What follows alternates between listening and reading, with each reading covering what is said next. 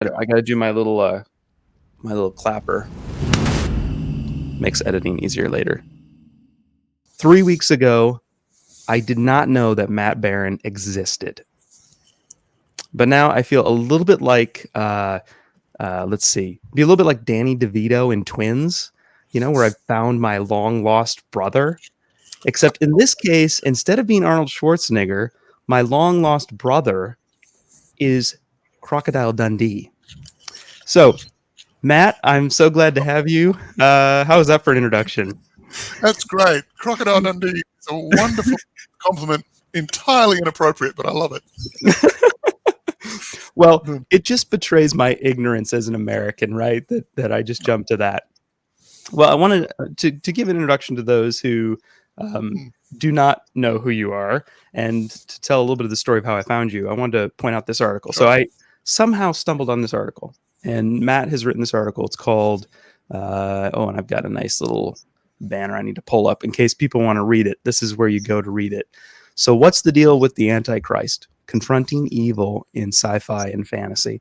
And this is a subject I would say is fairly near and dear to my own heart. So it stood out to me, and there's a couple details about it that stood out to me. We'll get into that. But I read the article, and I was smitten with it, and then I instantly had to go read his book, which was Prentice Ash, Rage of Lions. This is book 1 in a series. Loved this book. I just devoured it, no pun intended. And I left this 5-star review and requested that Matt do an interview with me, that we get to talk about this book and about him. And he readily agreed. So let me give you one warning. There's 2 books in this series out, and I just finished the second book. So I've read both of these books. And I want to alert you the fact that I'm not going to hold back with Matt. We're going to talk about everything. So if you haven't read the books, then you need to bookmark this video, go read the books, and then come back. Because I want to talk to Matt about everything, and I'm not going to hold back spoiling these books for you, and you don't want them spoiled for you. I'm warning you. I've warned you. That's a fair warning, okay? So Matt Barron grew up loving to read and to watch movies. He always knew he enjoyed science fiction and fantasy, but in 1979, his uncle took him to see a new movie called Star Wars, and he was hooked for life. Then Dungeons and Dragons came along, and there was no looking back. He went to university, hoping to find a girlfriend. Instead, the Lord found him, and he spent most of his time from then on in the coffee shop, witnessing and serving his God. Along the way, he managed to acquire a doctorate in history and met the love of his life, Rachel. Now married to Rachel for more than 20 years, Matt has 2 adult children and a burning desire to combine the genre he loves with the faith that saved him. Matt, thank you for joining me. Thank you. It sounds good when you read it. I like that. Now, what did your wife tell you when she read my review of your book? My wife's specific response was, as she read it out to me, was, "This guy, he gets you. He understands what you and your books are about. It's really good." Now, I do think that she's right. I do think I get you, but what is it I get about you? This will be illuminating to the audience to understand what you're after when you write. I've discovered, it took me a while to figure it out, but what I love in stories is heroism and courage. I like, which I think, obviously as a believer, I think those are very Christian virtues. Mm-hmm. And that's what I want to communicate. I want to write stories that aren't just, I don't know how to say it, not indulgent, exactly, it's the wrong word, but I want stories that communicate the realness of courage. I have a lot of respect and a lot of time for people who serve their country in various ways, whether it's as emergency services personnel or military, and the way that tests people. I feel like I'm sort of ranging about without hitting it right on the head. Well, no, but you're describing something that's a little bit hard to describe. Let me ask you a more pointed question. So you're talking about the realistic, real life experience of heroism. Yes. You care about that. Yes. But you're combining that with fantastic made up worlds. Heroic fantasy. Why? Why not write history? Why not, just write a biography? Well, for a start, I think because I'm supposed to. I think that's just the gifting that I've got, to be honest. I mean, well, okay, let's go all the way back. I was born, I grew up a pretty clever bod. I have a PhD. I'm a reasonably smart individual. I'm reasonably intellectual, and I always was. And all children like that, I think, struggle a little bit, because when you're 8, you really are at the intellectual level of most 10 or 12-year-olds. When you're 10, you're already at 13 or 14 mentally. You're always a bit ahead, and you feel a bit out and a bit on the outside. And for whatever reason, I suppose also because of being intellectual, of course, I like science, I like maths, I liked English. I ended up studying history, but it wasn't because that was the only thing I could study. I actually did better in physics and chemistry and mathematics at school than I did in history. I just liked history better by that stage. But of course, I liked science, so science fiction made sense. And real science fiction, well, real science, that's unfair. Great science fiction asks big questions and important questions, often, not always well. Right. And I think I look back now as a historian, like I can put the historian glasses on for a second and look back and realize I actually was born right at the end of one of the great waves of science fiction writing, what was actually called New Wave writing in the 60s and 70s, that produced things like Dune that we're seeing now being remade by Denis Villeneuve. And I remember Dune dominated my thinking a lot when I was 12. I read it and was fascinated by it. I didn't understand it as well as I do now. Right. It dominated my thinking too. It's just that I was pretty late to the party because I'm younger than Matt. So I was reading it, in a beat up paperback version that somebody had already read. Yeah. I think I had that sort of experience as well. But also, I remember there's an experience you don't get anymore, and there's a part of me that is old enough to be old school nerd. Okay. It's just going to sound very weird, but until I explain, being nerdy, being geeky is a bit cool now. Oh yeah. There was a time where if you brought Dune to school, if you brought other authors who I think of I was reading at the time. How about Wheel of Time? I know somebody who was big into Wheel of Time, but it was like, if you're reading Wheel of Time, you are one of those kids. Yeah. You hid that. You hid that from your friends as much as if you were bringing drugs to school. It was so secretive. It was, and there are some similarities between Dune and drugs. Yeah, well, yes, indeed. There really is. Very well. But but in the back of the bookstore, many bookstores, was this little section, and it had books with knights on the cover and books with spaceships and ray guns and all this cool stuff that by the age of 10, I knew I loved that to bits. I don't know exactly why I did. I just knew I did. And so this has always been the genre I wanted to write in one day. I first started telling people I wanted to be an author at the age of 12. And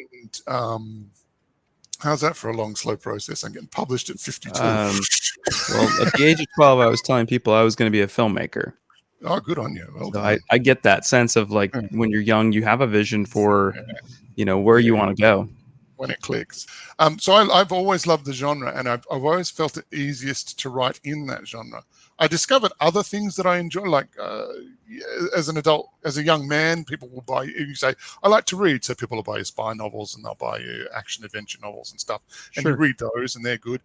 I was completely, one of the most important books, ironically, for me, is actually a history book. Or it's semi-autobiographical by a man named Gustav Hasford called The Shorttimers. He was a Marine Corps correspondent in Vietnam. His book was made into the film Full Metal Jacket. And I saw this book, and it's tiny, it's very thin, and it's superb. It captures to an immense degree not the horror in the sense of the blood and the gore, etc., but Okay. the sheer psychological pressure that it is to be trained to be a US Marine. And I'd never seen that. I had a respect for soldiers, guns, everything. Boys growing up, they like guns. It's a thing. But this book really opened my eyes and made me sort of think for the first time, there's a difference between a boy playing war and a man going to war. So you hear Matt talking about this real life seriousness of men going to war, and this is part of what I think sets the two books that I've read of yours apart from other books I've read, where yes, it is a fantasy story, but the same seriousness he's talking about as far as what it's like to be a real man going to real war where you really kill people and you really are going to fight for your own survival, that sort of seriousness gets melded in a very interesting way in his books. So if you look at the cover and you go, oh, it's just sort of it's escapism. It's just going somewhere else for a couple hours or however long it takes you to read them, and that's it. It's not that, and that's part of why I feel like I'm Danny DeVito, is because that's exactly the type of thing I've appreciated, and it's the type of thing that's really irritated me about like the way the whole Marvel Universe movie stuff has gone, where it's like you have this fantastic setting to talk about very real things in a way that is very palatable and interesting. And then they just like skip past all of the moral weight that exists in that universe, as if, it's like, oh, yeah, I mean, Doc Ock has just murdered 100 people, but let's just see Spider-Man do a cool flip. What? No. The whole point of the sort of fantastic elements of that world is, in my mind, is really to be able to discuss some of these moral, weighty things in a way that allows the audience to grapple with them with fresh eyes. And so I'm just applying that to your book in the sense that you do that. While we talk about the MCU and the rise of the superhero films, I surprise a lot of my friends when I tell them that by far my favorite Marvel films, the two are the first two Captain America films, the first Avenger and then Winter Soldier. Winter Soldier, yeah. First of all, they're the closest to like real, in inverted commas. Showing your nerd colors there, Matt. Yeah, but I like. I mean, I was for many years a Marvel comic fan, but I will often say that for me, the act of heroism performed by, there are two acts. There's an act of heroism in each film that are the most heroic acts in the MCU for me. The most heroic by far is in Winter Soldier, when you have the whoever he is, the nobody, sitting at his computer, and the villainous henchman comes in with his gun, points it at the back of the guy's head and said, "You're going to launch the helicarriers," and he just says no. That's heroism. That's a person who says, what is good is more important than my life. Knowing, not as a declaration of, oh yes, this is more important than life, but to actually know this is it. This is my moment of choosing, do I live or do I do what is right? And the one in the previous film for me, which is the most heroic act by an actual MCU hero for me, is Steve Rogers with no powers throwing himself on a grenade that he thinks will blow up. Right. Because what matters to him is doing the right thing. He's not in this to be a hero. He's not in it to be superpowered. He's not in it to be praised. He's not in it to fight villains. He's in it to do whatever is right at this moment. I had a lot of time for Captain America as a superhero. I like him a lot. Yeah. I know he's, by modern standards, he's very corny, but I like Captain America a great deal. Yeah, anyways, I was going to say, yes, I like Captain America. It's very bizarre. Some recent online articles about who's the gentleman that plays him. I just lost his name. Chris Evans. Chris Evans. Thank you. Yeah, it just highlights some of the foolishness of our culture when you hear the actors speak publicly about things compared to the characters they play.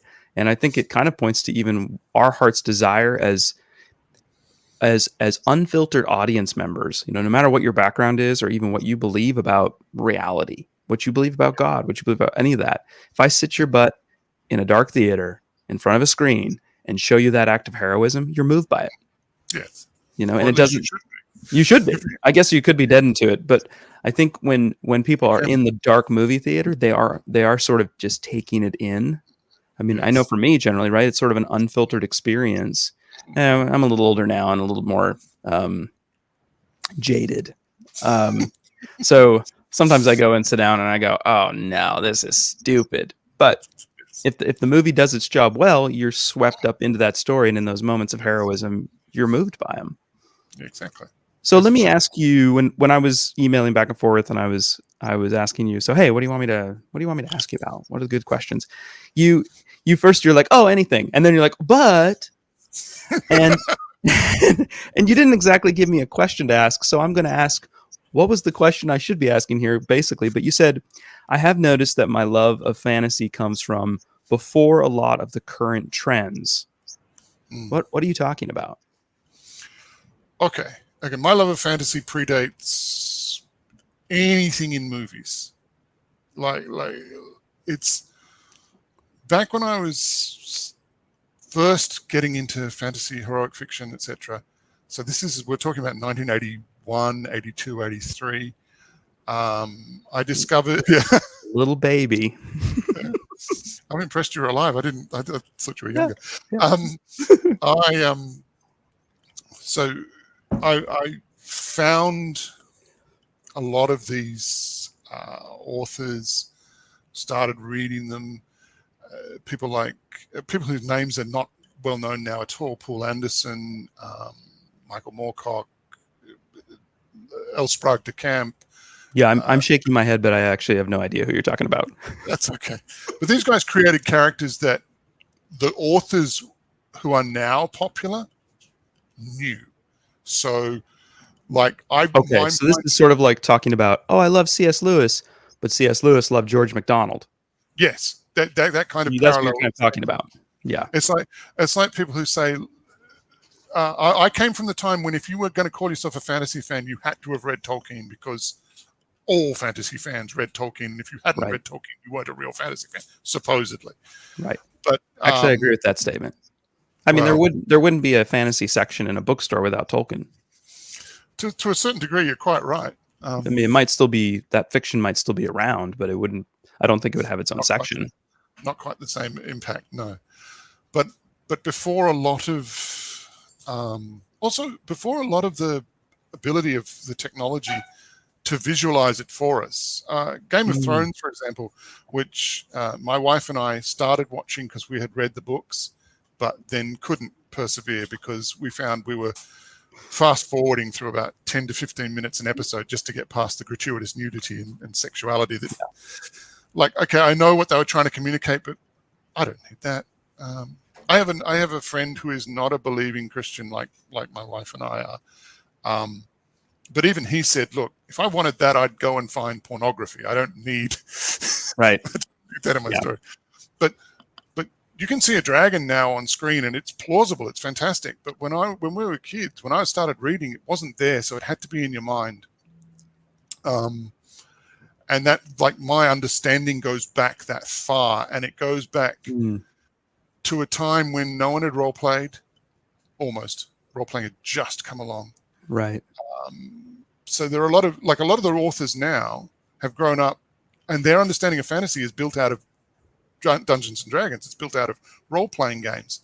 It's not built on, like mine is, like people like Robert Howard, who wrote Conan, or I mean, as I say, L. Sprague de Camp wrote Fafhrd and the Grey Mouse. I think de Camp. Oh, now I got to remember. Now I got to check my what my memory is. How do I subtly Google while I'm on this call? That's quickly. Who wrote Fafhrd and the Grey Mouse? All these I have no idea, but I was going to say, so give us some more. You've given us some names, but give us some more titles here of what books you're talking about. Okay. Any books with Elric, the character Elric? Have you heard of? No. Okay.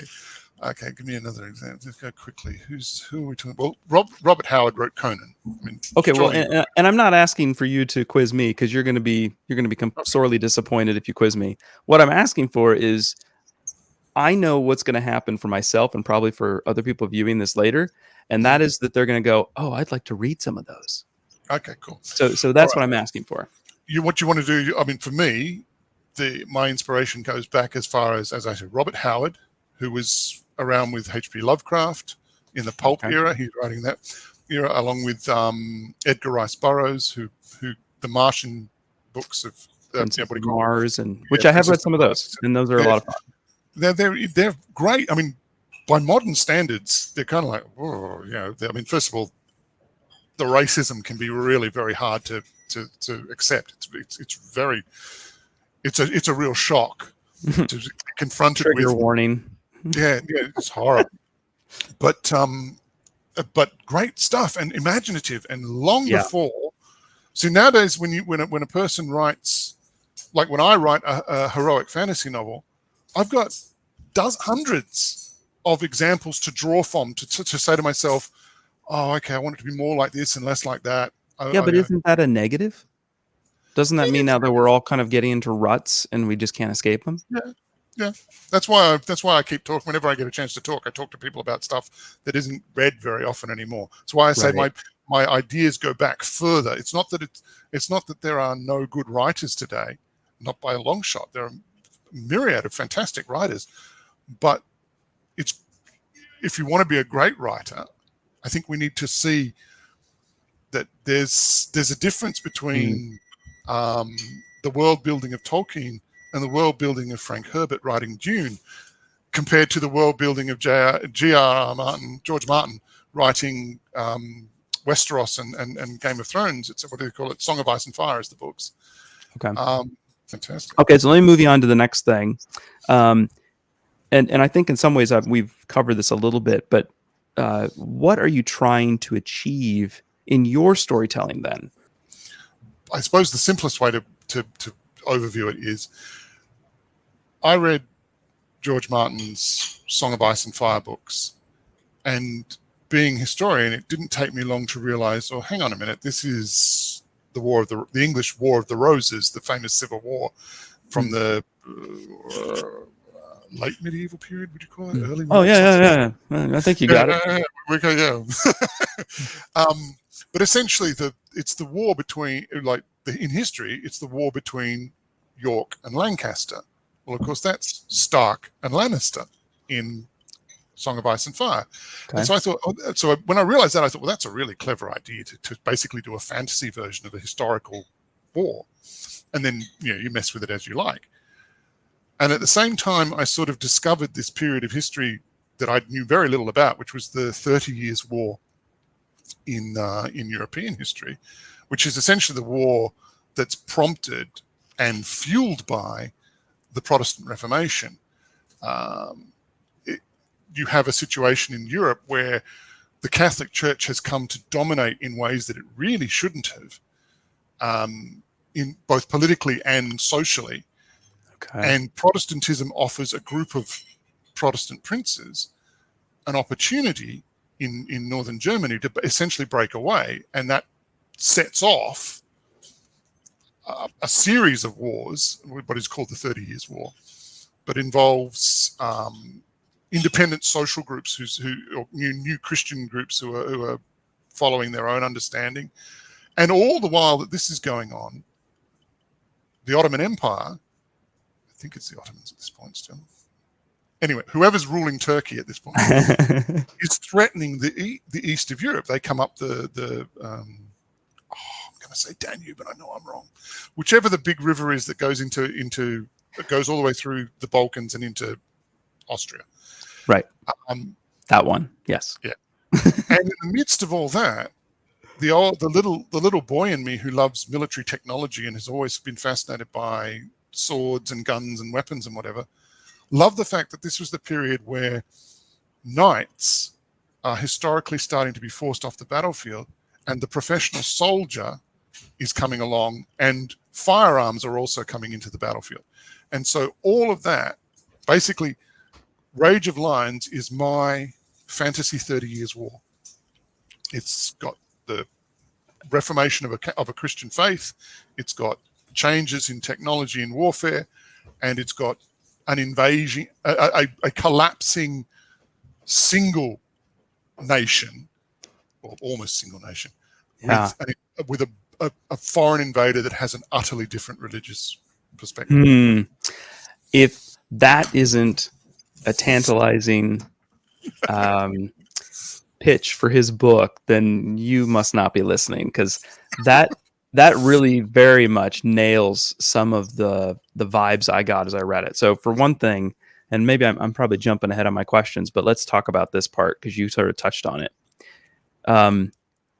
There is okay, so I'm sitting there, I'm reading a fantasy book. It's obviously not our world, but there is a bizarre historical fluency in your books. So for instance, knowledge of weaponry that doesn't feel made up. It's like, wait a minute, I had no idea what a sword breaker was. I didn't know it existed. Yeah. And you're talking about it. I have never heard a man insult a woman in that way. Now, I will say, this is one. I love printed books. I'm nostalgic about printed books. But I was reading on a Kindle, and this is one advantage of a Kindle is you're reading along and go, what in the world? And you tap on the word and it gives you the definition. Very helpful while reading your books. Okay. So there's a historical robustness to Rage of Lions that is not instantly understood as I started reading it. About 15 years ago, I discovered for myself the books of a man named Bernard Cornwell, who's a historical, you wouldn't call him historical fantasy, but his particular, his number one big specialization is writing historical action hero kind of stories. Particularly, his most famous character is a character called Richard Sharp, who begins in Wellington's army during the Napoleonic Wars and rises from the lowest ranks, like from being a non-commissioned officer all the way through the ranks, so that by the Battle of Waterloo, he's finally a lieutenant colonel, and which is the highest rank he can get to. And they're so well written and they're so well informed. And I love them to bits. So that's also probably an inspiration for me, is that in a sense, Prentice is my Richard Sharp. He's this hero rising from nowhere kind of thing. Okay, so I don't know those books, but wasn't there a BBC series called Sharp's War or something that was based on that? Yeah, a lot of the Sharp books were made into telemovies, into TV movies, starring Sean Bean. So, in one of his only famous roles in which he doesn't get killed, apparently. He's very famous for getting killed. But it's what made Sean Bean's character, Sean Bean's career. He began playing Richard Sharp, essentially, not began exactly, but that was the thing that showed that he was a breakout role. Yeah, absolute star quality performer, and he gives the character immense depth. He's in fact, now that I think about it, there's a lot of Prentice, when I first started writing him, I borrowed from Sharp, in the sense the way he would be hard on himself and people around him, the way there's this lurking anger underneath that he's constantly trying to keep under control. Okay, and this makes me think another thing for those who have not. Well, no, you read the books because you paused the film, went and read them, and now you're watching this. But so let me be a little hard on you for a minute. I start reading your book and I go, oh, this is a knockoff of Brandon Sanderson's latest book series. He's got and I can't think now of the book series, the one that's ongoing. Is this the Stormlight? No, not Stormlight. Yeah. It's the one. It's the ones where the guys have their magic suits and their magic swords and stuff. Stormlight Archives, I think, is the name of it. Yeah. And he has a prisoner character, right? Who's sort of rising up. But what's interesting is, as I continue to read, you develop your character so well that he becomes his own person. Like it veers away from the cliches. And this is part of the failing, I think, of going back to MCU stuff. Like they cannot get themselves to veer away from cliches. They just fall into them. You went back and said, "Oh, I really liked the first Captain America movies, those two." And in some ways, now I'm not familiar with the comics, so ignorance there. But as far as MCU movies, they veer away from the cliches by adding moral weight. Especially, I thought Winter Soldier. Like there's a sense of moral weight in the relationship between Captain America and the Winter Soldier, whatever his name was, Bucky. So you can start with a cliche. This is where I think a lot of fiction fails. Is it's not about, I have to come up with something brand new that no one's ever thought of. It has to be completely new. It's like no. You start with something that's cliche. That's okay. But as you develop your character and they have experiences that change them, that change other people, that change the story, that's when you've created something that's interesting. It's okay that it's like something else. We can't escape that. Well, I agree. Also, Winter Soldier, now that you mention it, does something it's very unusual, but it's really excellent when it's done well in fiction, which is it puts the hero in a position where doing the right thing also forces him to do the wrong thing. Yeah. He can't, he has to be loyal to Bucky, but he also has to stop Bucky. And those two goods are at odds, and trying to negotiate those are really what we want heroes to be and to do. Yeah. We want our heroes to deal with that way. I want Prentice was put in. Prentice is on the receiving end of a bitter injustice. Yep. He has to be, and the challenge was always going to be for him to realize that didn't give him the right to go and then turn his back on others to give things up. Yeah. And in our culture of storytelling, the apprentices in most stories are nihilistic. And so the solution to the problem you put Prentice in for most of modern fiction is a descent into hell, basically. Yeah. It's hopelessness.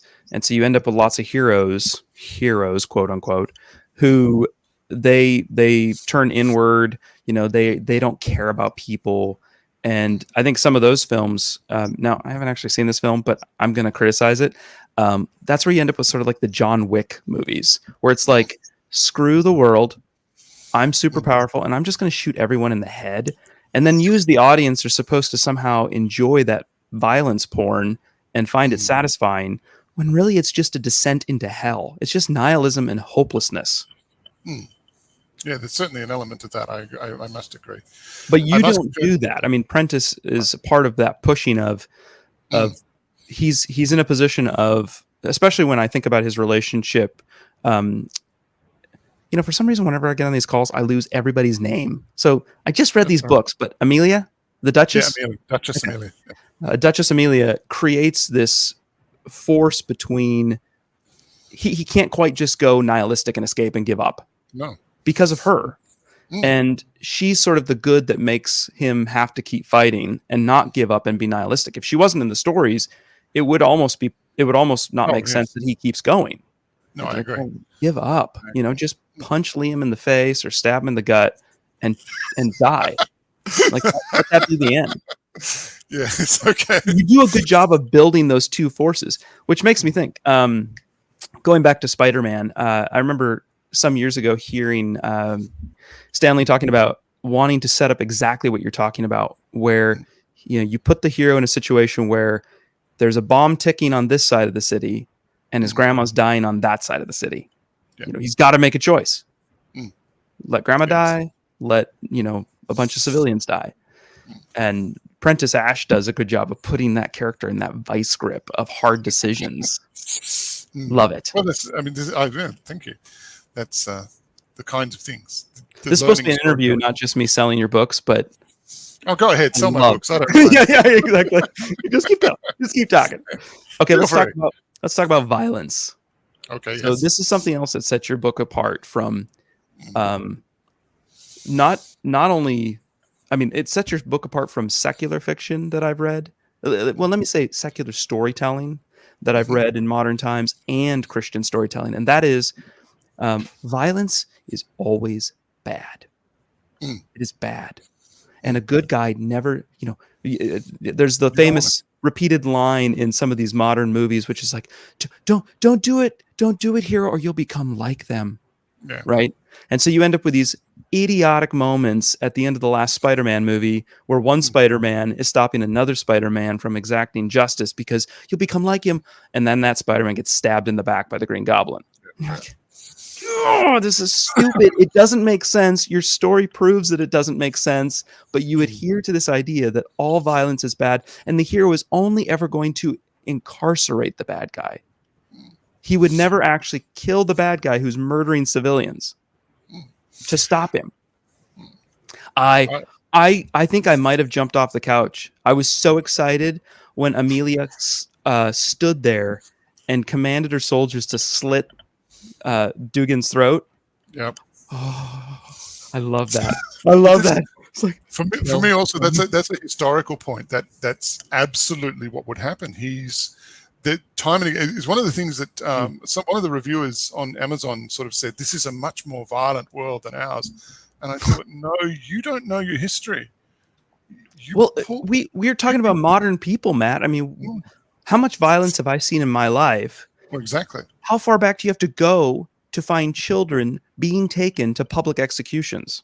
Yeah. Not far. Well, they not did as far it. Well, even in American history, we have instances where men are being hanged publicly, and it's a picnic. You bring your family and food to watch these men be hanged. Yeah. In fact, the very first battle, I forget the name of it, the very first battle of the U.S. Civil War, people came out to watch it. They came out and set up picnics. And the thing that made it sort of galvanized the resistance and the two factions, as I understand, part of it was the reports that came away that this was modern war is a horror. They were terrified at what cannons and musket fire en masse could do to men. It was something they just had no mental readiness for. Yeah. I'm not a big advocate of violence as a solution to a problem, but I'm also, as a historian, I hate the way it is sanitized and softened, and at the same time, as you say, supposedly rejected. Do you know what I mean? Like we're watching a film and it's gratuitous violence all the way through. That's nice and clean. We'll never have to smell the body. We'll never have to deal with all of the issues. There's no one shot who's sitting in a corner, literally screaming in agony and unable to help themselves. Yeah.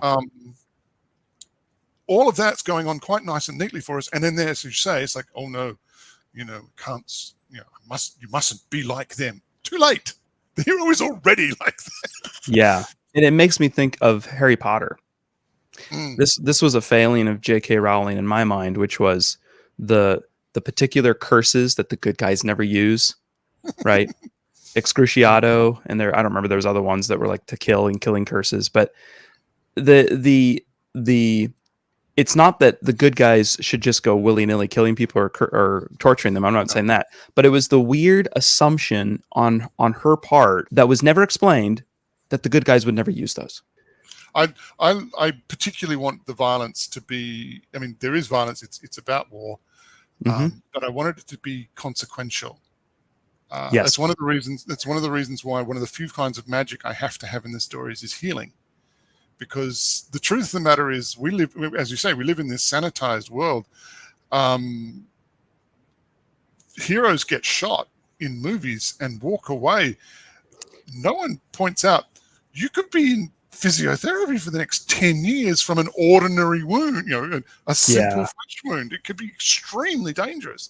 Or like the common thing where you see a guy get thrown through a window and then it gets up and goes back in and keeps fighting. You're like, I don't know if you could get off the concrete after that. I mean, you've gone through a window. Those sorts of things all the time.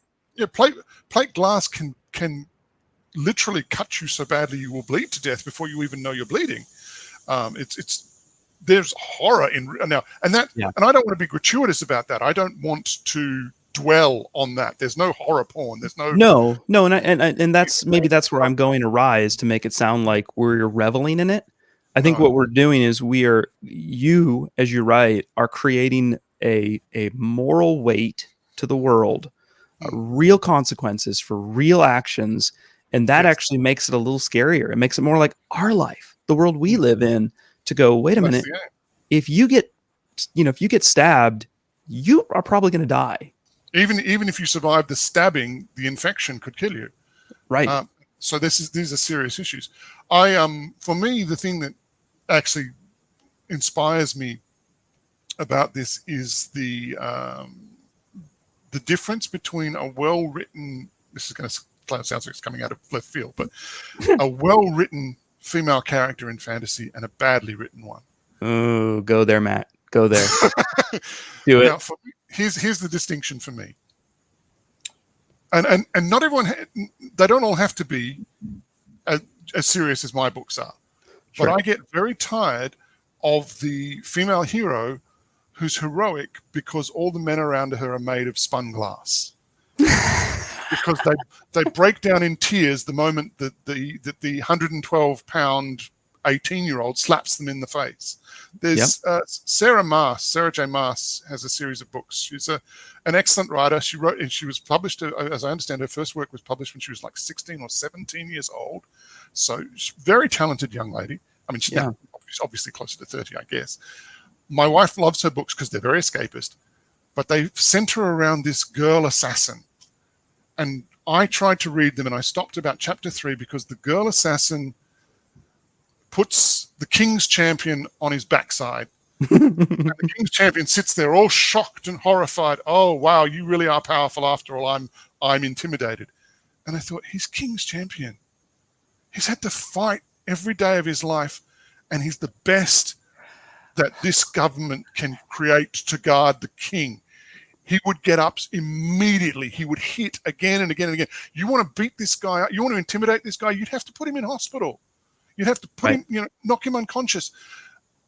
It's something that's missing. Now, the reverse for me is someone like Brienne of Tarth, the female knight from Game of Thrones. She's a successful, powerful female warrior who doesn't strut around like every man is a weakling just because she can fight. She's lived in this brutal world that Martin created and thrived, struggling against real odds. And that I like. I like real odds. Yeah. So you're not saying like, oh, there should never be a woman fighting. Oh, goodness, no. There's plenty of women in history who have fought, but they don't suddenly throw off the rules of physics. Well, a 110-pound woman doesn't throw around a 200-pound man. No, unless you're in Hollywood.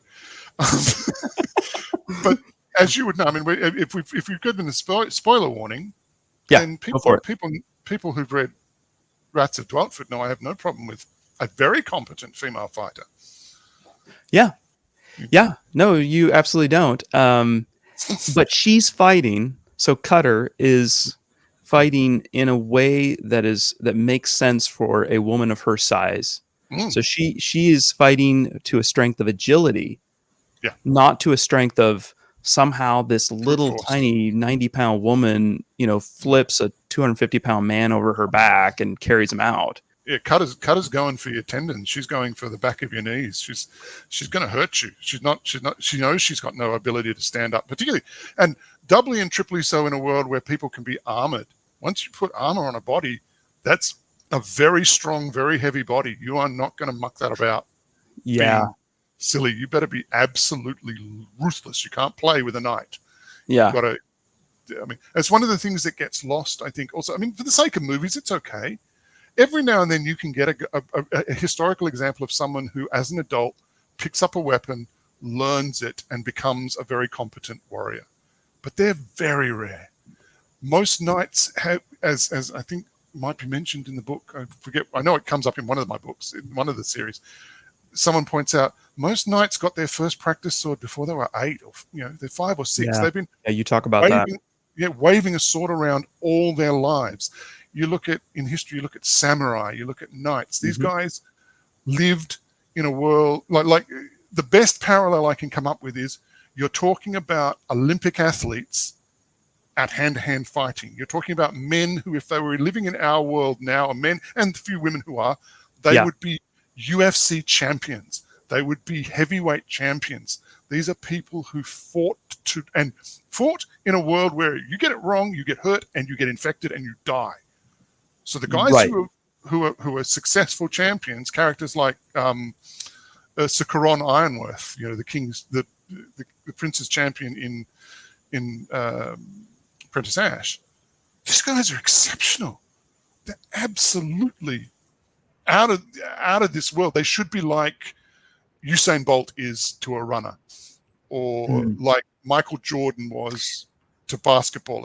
I mean, there's pictures of Tiger Woods. He's like 8, out there putting balls around. So, yeah, that realism though that gets cast off. I mean, I don't think either you are saying this or I'm saying this.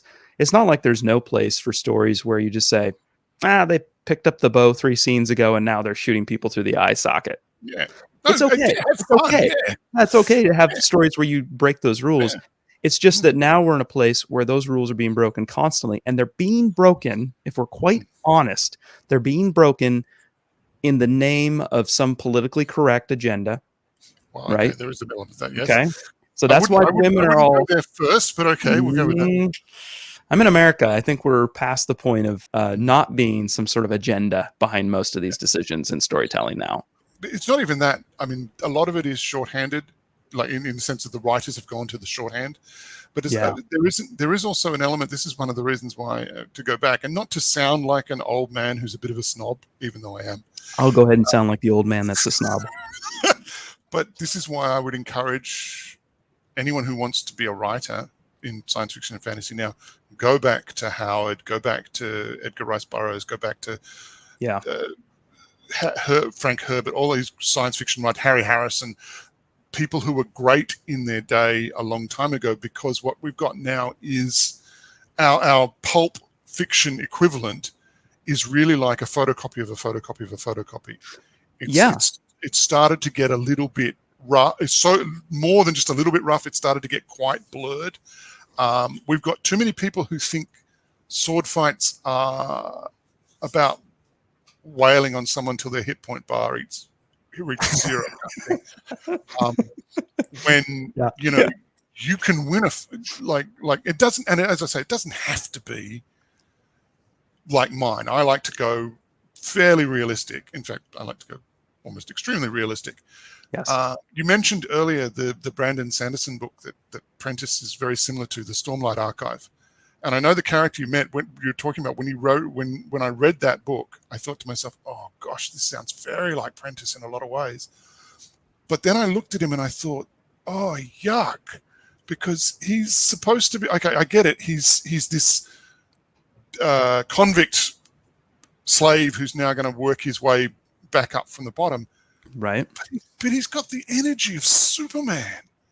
Yeah. He's never tired. He's never exhausted. He works all day in their battlefields on those weird sort of down in the cracks or whatever when they're training and carrying the bridges. Yep. And then he goes and runs for a few hours to build his stamina up. Brandon Sanderson is one of those people I love to hate.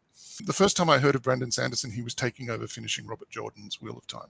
Ooh, okay. So you predate me, because the first time I heard of Brandon Sanderson was the Mistborn series. Okay.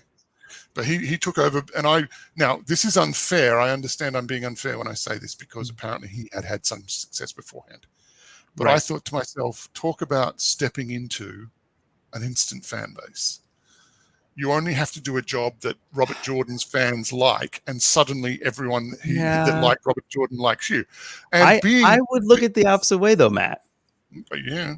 You know how hard it is to please fans of an established work. Can be, yeah. And no, that's true. He could have very easily taken that whole thing sideways and been burned at the stake forever. You're right, he could have, but you forget, I was an aspiring author who felt embittered that he hadn't succeeded yet. So I was taking it personally. Okay, got it. No, obviously Brandon Sanderson is an exceedingly creative, exceedingly talented writer, and to say anything less would be unjust. I don't like his books particularly, but that's not because they're bad, they're just not my taste. They're very good. They're well written. I very like. Yeah. I found myself enjoying the Stormlight Archive in spite of myself. I could see where the story was going in a lot of places. There were some bits that I thought, oh gosh, this is really mysterious. I wonder how he's going to tie that in. Yep. And since I haven't continued with the series, I have no idea. But well, my understanding is it's supposed to be like a 10-book series. Of course it is. So it's supposed to be his Wheel of Time, is my understanding. So it's going to be really long. But it is very well written. And Yeah. it would be, as I say, it would be unjust to not. Well, and what Brandon gets right, I think, is some of that moral weight. Now, in the sense that, and I'm not talking about like Christian moral weight, but what I'm talking about is that characters' actions matter down the road. People feel the weight of other characters' death. You know, it's not like, oh, somebody died, and then the next scene is just like they've forgotten about that person, no big deal. Which takes me back to your book. I loved the handling of the widow in The Rats of Dweltford. And fantastic. At the very beginning, you've got the two pooper scoopers. I don't know what to call. I don't remember what you called them. Gong farmers. This is the actual gong farmers. This is the actual term from medieval Europe. Okay, so a gong farmer, and for those of you that have already gone and read the book, you know what I'm talking about, so I won't give an explanation. But when that one guy dies at the beginning of the book, he's not really important as a character. No, I mean he did his thing, but he's not a main character. He's not really important.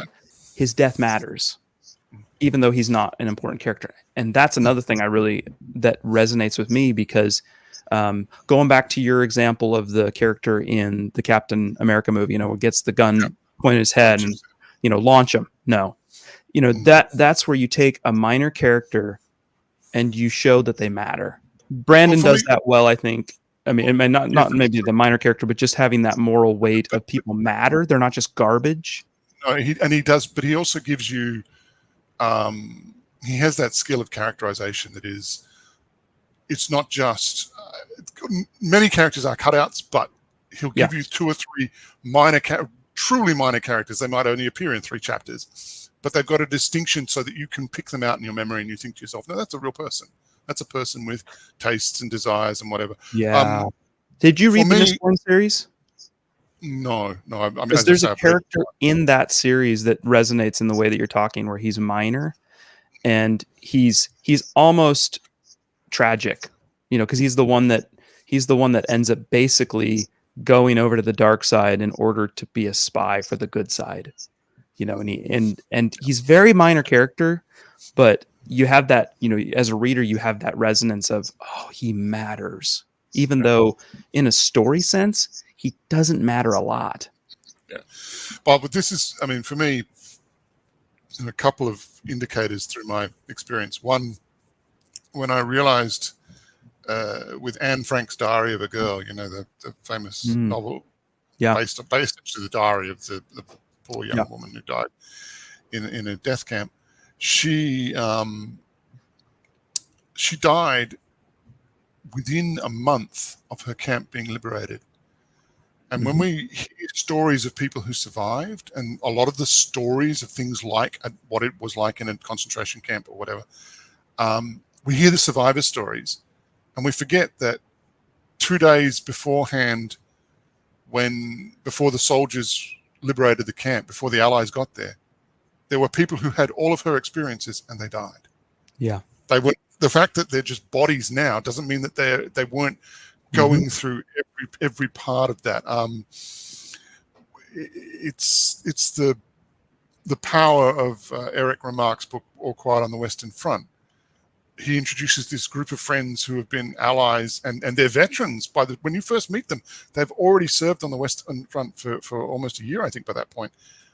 And you don't know yet. You get to fall in love with them as characters, and they're all going to die by the end, because that's what war is. Every person who dies has as much life experiences as you or I.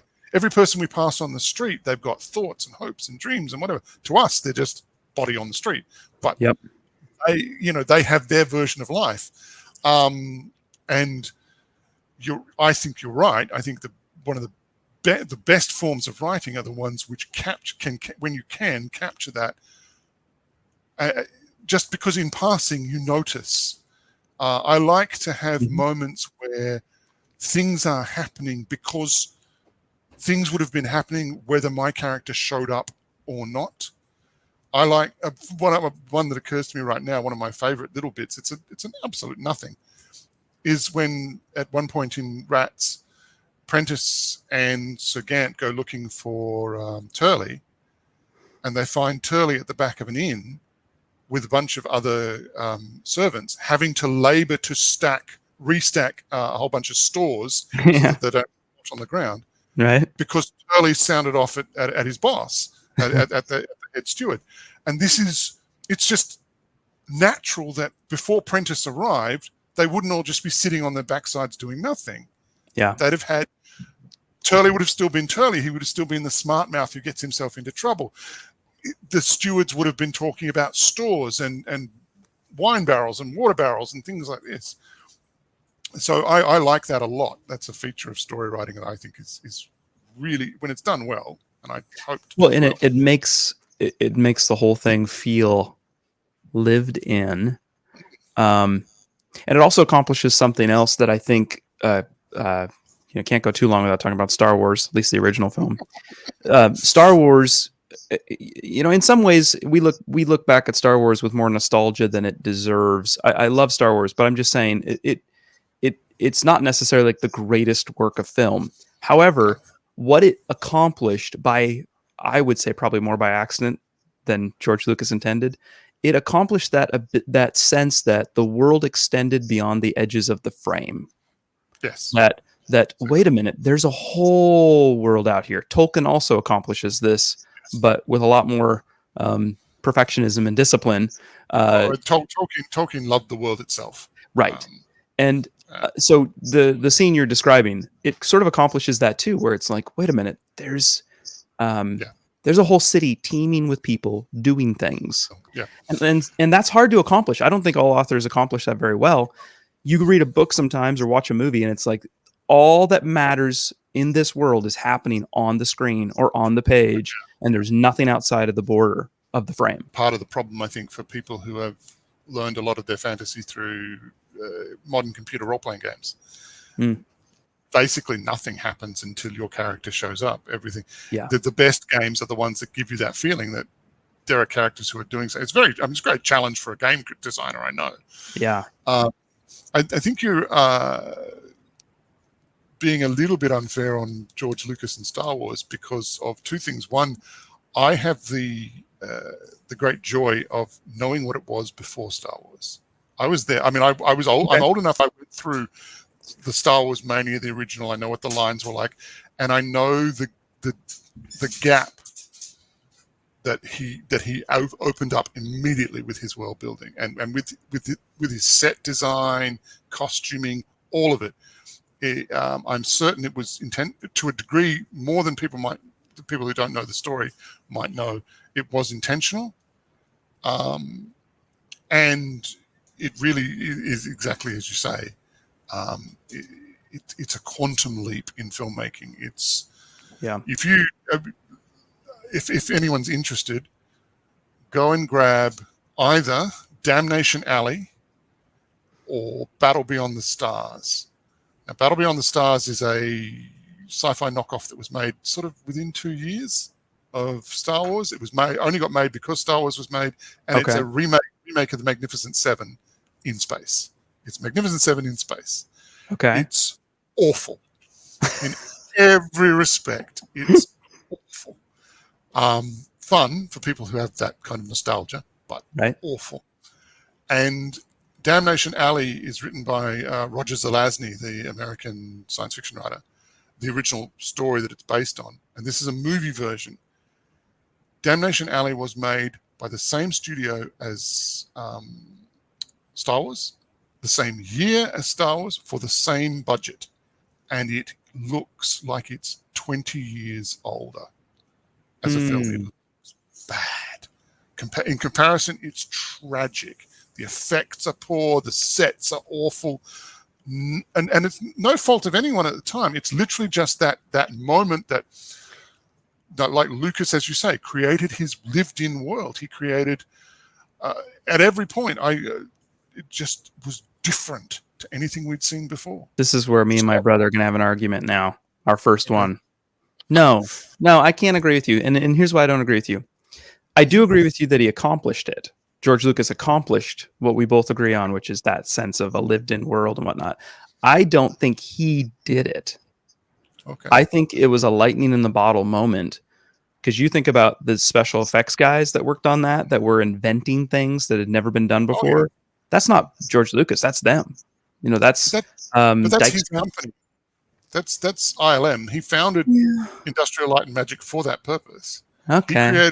He got a sound effects company to develop the THX standard of sound. Okay. Well, what about the other example of, I've heard some people talk about how his wife was the editor on that film. Did you know that?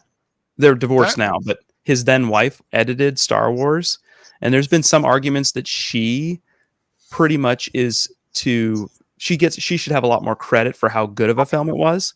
And you see some of the stuff that was cut out by her, and it's just like two people talking about the Empire, and just like, what? Oh yeah. I mean, he filmed a lot more than we've seen, and I just think that a lot of credit is given to him, and that if you want to see pure George Lucas, you look at the prequels, and then you see what Star Wars would have been if it was just George Lucas. Because by then his name had so much weight that he could just say, this is what it's going to be, and people took it as gospel. And now you kind of get a little bit like, okay, this is what the original Star Wars would have been like. And now you kind of lack the moral weight. You lack that sense of the world extending beyond the borders. I think that's a little unfair. I won't argue with you exactly, but I think you're being a little bit unfair on him, because I know that his intention was very much it's famous, the quote that he said to his wife, "I'm going to make a film that every 10-year-old boy will love." So he actually did a lot of research and development. I think you are correct in that when the prequels came around, he didn't have enough people around him. Like he would have had, like back when Star Wars was made, he had a obscure science fiction film to his credit, which was THX 113A. Yep. And he had, which is not a very good film. No, either version, either the student version that he made when he was at UCLA or wherever, or it's like, okay. Now he's really reaching to be a little bit intellectual. Yes. American Graffiti was very good though. American Graffiti is still very watchable. Yeah, he's got American Graffiti, which is a great fun film that captures a moment in cultural time. This idea of what the 50s could be like, or the 60s. But yeah, back then he's kind of he's one of the what do they call them, the wonderkind, the golden child kind of performers at that stage, like directors rather, him and this is the era of Lucas, Scorsese, Spielberg, they're all coming up. Yeah. But he would have had a lot more people in the studio, in the studio system, watching his every move and making sure every paper clip was accounted for. And typically in that era, we hear the horror stories. Like I think of Terry Gilliam and his constant fights with studio heads. Yes. But there's also a positive side to constant fights with studio heads. It kind of acts as a guardrail in some ways. And I think a bad example, or an example of somebody pushing against the studio heads and it actually not being a good thing, is M. Night Shyamalan. Shyamalan early on probably had the same thing, where he's not a known entity. He's not the wonderkin. He's not the superstar director. And so some of his earlier films are better than his later films, where suddenly it's like, oh, do whatever you want because you're just the golden child. And then, I mean, come on, Lady in the Water. And he left the studio over that movie. And you think, you probably shouldn't have left a studio to go to some other studio that's just going to give you freedom to do whatever you want. The film probably would have been better. I mean, there can be a lot of things going on there. I don't want to comment specifically because I don't know. But I think, just getting back to the point, I do think Phantom Menace suffered from the fact that everyone thought we're going to get another Second Coming. Also, I mean, I still remember how disappointed we were when we saw Willow, my friends and I, because we were hoping for the fantasy Star Wars. And Willow wasn't bad, and I've got a lot of affection for it now. Yeah. fact, I rewatched it on television with my wife just recently. Willow is the movie that scarred me as a child. So I saw it very young, and I don't know. It might have been one of those brief moments where my parents popped the movie in and left the room, because I just remember watching all of it and being horrified when all these people start turning into pigs. And I'm a fairly sheltered child, but I just some of the stuff from that movie is like, oh man. And I rewatched it recently, and some of the effects hold up way like amazing. It's actually one of those films that fails, as far as I'm concerned, in setting design, in building a world. It doesn't build a world. Right. It doesn't feel like anywhere that we visit in the film actually exists outside the camera, outside the frame. It might be, yeah, it might have rested a little too much on its effects laurels, if I can say it, where, because I mean, there's so many images from that film that spring to mind as we talk about it. I think of the, I don't remember if they're goblins or what they are, crawling up the walls and underneath the bridge. It's just like trolls. I mean, some of that stuff is amazing to look at, but the story and the world building, it doesn't feel like it extends beyond the edges of the screen. I love Val Kilmer, and I think he's hilarious. But he is so good in that role too. Yes. Mad Mardigan's a fantastic roguish sort of hero. I quite like him a lot. All right, but so anyway, we have talking about my... let's talk about you, Matt. This is all about you. Yes. So, okay, how many books are in this series? At the moment? Yes. 4 are written, and I'm writing number 5. So you've got... How many are planned? Do you know? There is at least probably going to be a number 6. I've deliberately set it so I can write it as an open series. I've got a civil war happening on one side of the mountains and an invasion happening on the other. I got lots of time.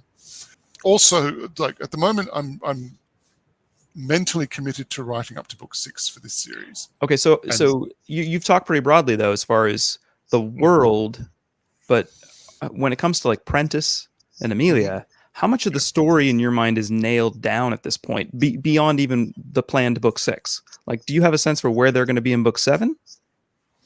If there's a book 7? Okay. Well, let me rephrase that.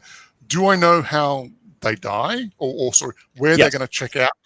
Yes, I have a vague idea of where they will be, and how they will, what state they will leave their world when they're finished. I like to let my characters wander through the world. One of the writing techniques. Someone asked me about my writing process. Well, actually, a couple of people asked. But one of my writing processes is to grab the story, or think of the story I want to tell, get my start point and my end point, and then walk my characters through. And sometimes I know really well. When I wrote book 4, I had the plot structure so clear in my head that it just went bang, bang, bang, bang, bang, bang, bang. I knew where everything was. Some things came up that were unexpected, which are always going to happen. Okay. But nothing came up out of order. Whereas book 2 turned into book 2 and book 3.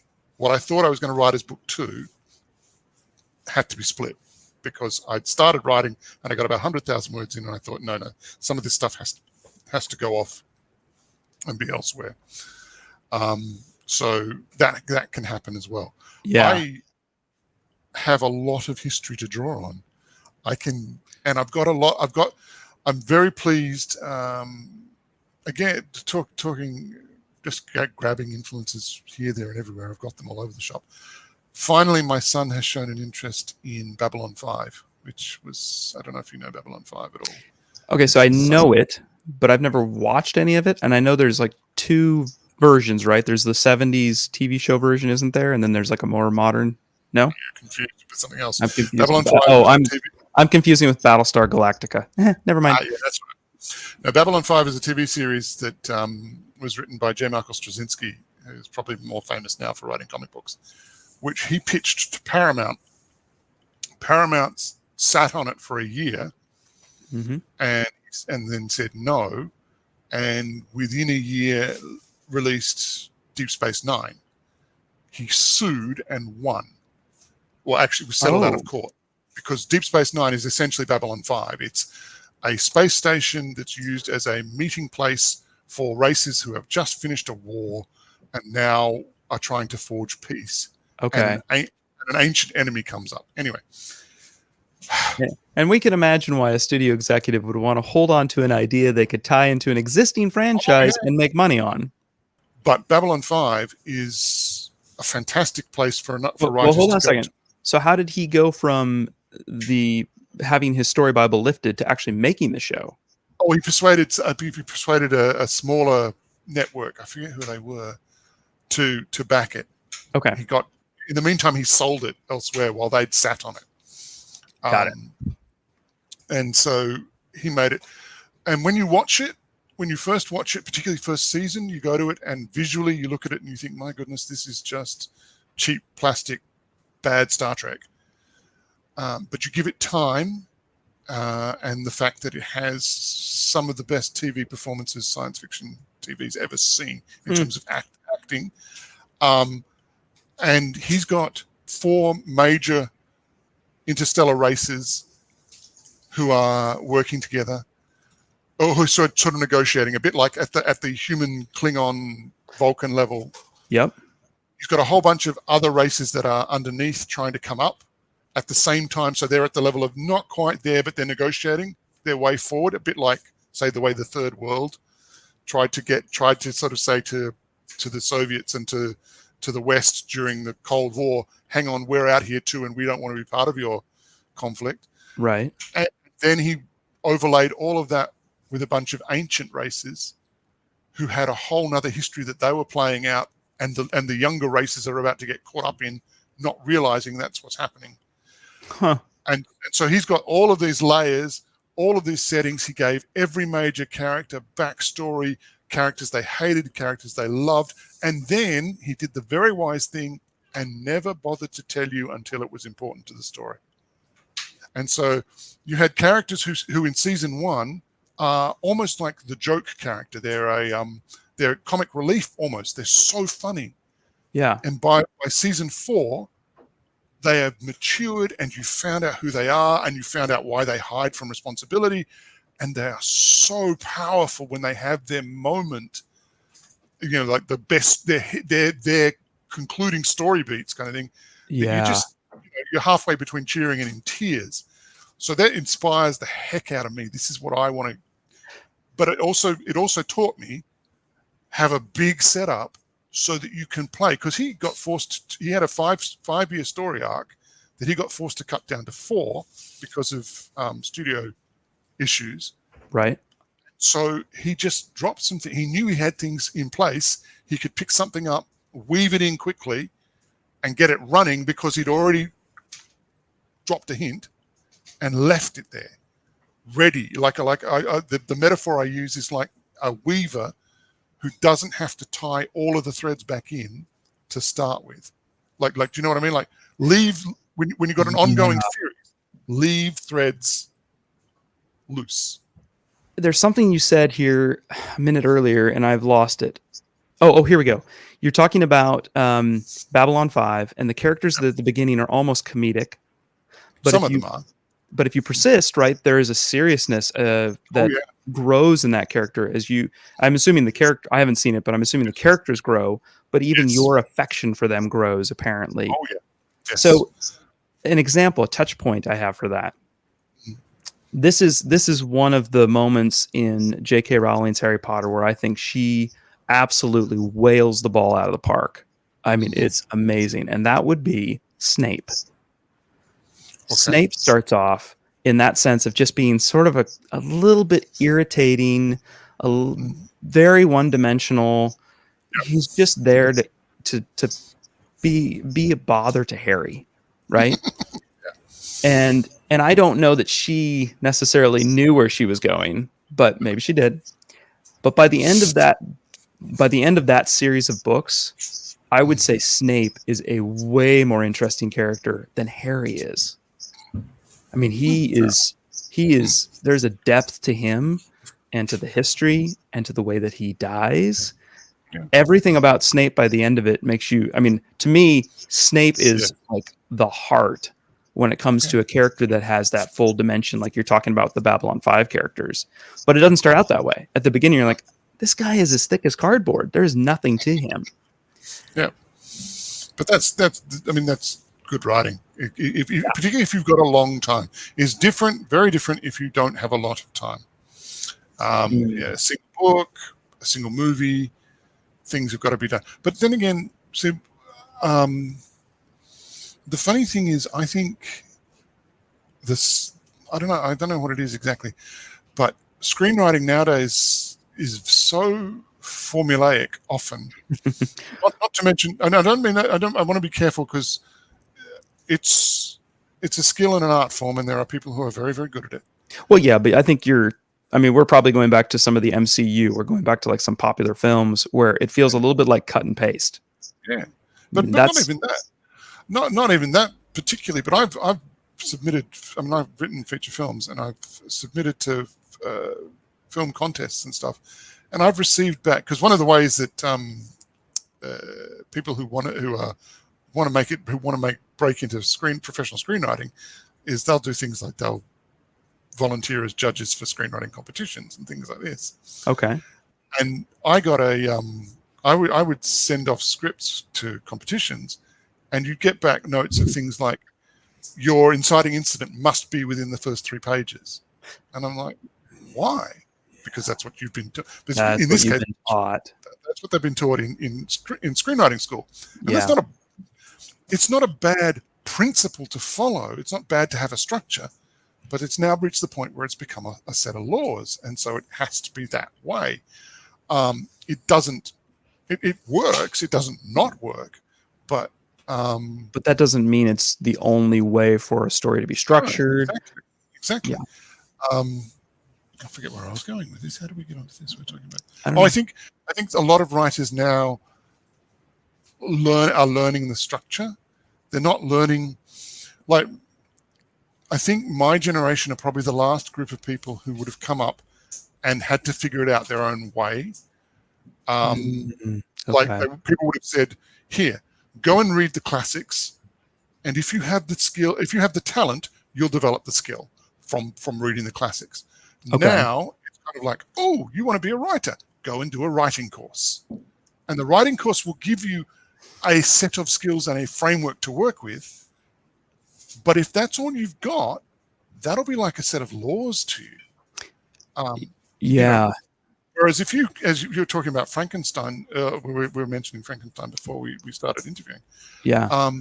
If you've read Frankenstein, and you've read Tarzan, and you've read Moby Dick, and you've read Les Miserables, you can grow. You can see the bits that might work together that no one else has seen. You can feel the patterns and where they shift and why and how and in different ways. I was blown away when I finally got to see a movie version, because I've never actually read The Count of Monte Cristo. And I was fascinated by the fact that it was just a rip-roaring adventure, this classic that I was told from a young age, you got to read this, a great book, one of the great works of literature. And it's like, it's a boy's own adventure. It's just, yeah. It's a prison break with a revenge at the end of it. I've seen this story 100 times. Obviously, this was the first one to do it right. Yeah, right. Sort of, or one of the first. This is going back to your analogy earlier of a copy of a copy of a copy. Well, The Count of Monte Cristo is early on, if not the first copy. Not the first. There's a good chance he wrote it without ever consulting anyone else. Right. Right. He didn't write it because he had just recently seen a great movie version of something he liked, and now he wanted to write his own. Which and again, and not to denigrate writers, because there are days we have no choice at this point. I mean, I don't have any choice. I've been exposed to so much that I can't escape that. I can't become what he had. Was that Alexander Dumas? I can't go historically back in time or erase my memory of all that's come into me. Exactly. And but there's a non-synthesizing going on now. There's more of a learn a format rather than synthesize your own experience out of the talent and the skill of others. Okay, so I think, yeah, and just to steal your thunder, so I think what I would say, and you can tell me if you agree or not, but to avoid that that trap of falling into this formulaic, hit these beats on this page. Oh, you're taking too long to get your inciting incident. You don't have, you don't have your three, your major plot point at the end of the first act, and you don't have like to avoid that in a sense is impossible. So the best way that you can deal with it as a modern writer, a modern storyteller, is to at least give yourself a breadth of experience. Read older things, watch older movies. If you don't know why you follow the rules, then you can't break them the right way. You just look like a 2-year-old breaking the rules. And everyone just goes, oh, you broke the rules because you don't understand. You're just a child. There are ways. I mean, there are places and times when being offensive, is definitely necessary. I mean, obviously my all-time favorite's got to be Jesus walking into the temple and driving out the money changes. That works for me down to the ground. I come from a very working class background, so I'm probably a lot more comfortable with swearing and foul language than your audience would be. But I share that with you, Matt. I mean, I've worked in lawn care and grocery stores and construction and a wide range. I was going to just reference George Carlin's famous 7 words you can't say on television stand-up act. An important thing to point out, that was offense, but it was important because it was saying, here are these people who are, thinking of themselves so good because they're avoiding these words, while at the same time not reviewing their own corruption, not reviewing their own, their own evil, their own sin. Right. But the flip side of that is saying those words doesn't make a comedian funny. You can be uproariously funny and never swear, or you can swear with genius, as Carlin did in the right context, and it's funny. I was the at-home parent for a large portion of my children's upbringing, and I'd go to the library, and of course I'd go to the section that has the graphic novels and the trade paperbacks and what have you. Mm-hmm. And for a while there, I was really happy. I'd come home with X-Men or Fantastic Four, She-Hulk, whatever you want to put them in, Captain America, etc., etc. But progressively, they got less and less interesting. They had less and less stories to them, and I didn't understand how these things constituted stories anymore. And I noticed a couple of things had started to happen. One of the things that there's a bloke online from Chicago who goes by the name of Just Some Guy as his YouTube channel. Atheist man, very hostile to faith, unfortunately, but incisive in his understanding of comic books and a real fan. And his analysis is really good. He makes the point that a lot of the authors now who write comic books have come up knowing that the great comic books of the previous generation, so Watchmen, V for Vendetta, Neil Gaiman, these guys deconstructed comics. And so these people can sort of come up with this next generation reading those comics and thinking, well, that's what great comics are. And he makes the point, you can't deconstruct the story until you understand why the story is the story. Again, we got the same thing. It's no point breaking the rules if you don't know why breaking the rules is significant. But it's a bizarrely self-defeating thing. Oh, it's utterly self-defeating. I mean, if you are constantly in the process of deconstruction and you never construct, well, at some point you're not saying anything. Going through university at the rise of postmodernism in humanities, when I was there, it was all the vogue. And I learned it, I absorbed it. But I understood, by the time I was doing my PhD, I understood it's not a gun that I can point at arguments I don't like. It's a bomb. The minute I set it off, it blows me up too. The same argument that says, you're just socially constructed to believe X, defeats me as well. Because why am I better? Why am I only the one who's not socially constructed? It's a nonsense. And just to quickly wrap up my storyline, that's the undergirding philosophy, I think, of what's being written in comic books these days. Matt, I appreciate so much you taking time to chat with me. Where can people go online to find out more about you? Amazon.com, also mattbarronauthor.com. All right, sir. Go to bed. I'll talk to you later. God bless. Bye.